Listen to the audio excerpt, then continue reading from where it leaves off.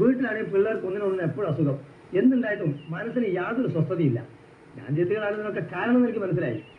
മേലിൽ എങ്ങനെയും കാശുണ്ടാക്കുക എന്നുള്ള പരിപാടി ഞാൻ നിർത്തി. എന്ത് ബുദ്ധിമുട്ടുണ്ടെങ്കിലും ഇപ്പം മനസ്സിനും സുഖം, വീട്ടിനും സുഖം.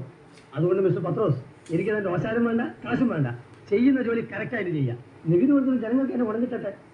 താൻ ഒരാൾ മാത്രം വിചാരിച്ചുകൊണ്ട് ഈ രാജ്യം നന്നാവൂടോ രാജ? പോരാ, താനും കൂടി വിചാരിക്കണം പത്രോച്ചെ. മേലാൽ ഞാൻ ഈ സൈറ്റിലുള്ള കാലത്തോളം ഡിപ്പാർട്ട്മെന്റ് സ്പെസിഫിക്കേഷൻ പ്രകാരമുള്ള ജോലിയെ നടത്തിക്കും. കൊച്ചു കള്ള, നീ പറഞ്ഞതൊക്കെ പത്രോസേട്ടനെ പറ്റിക്കാൻ വേണ്ടിയിട്ടുള്ള തമാശയല്ലേ? അല്ലല്ലോ എന്റെ കൊച്ചു കള്ളം പത്രോസേ. I am damn serious about it.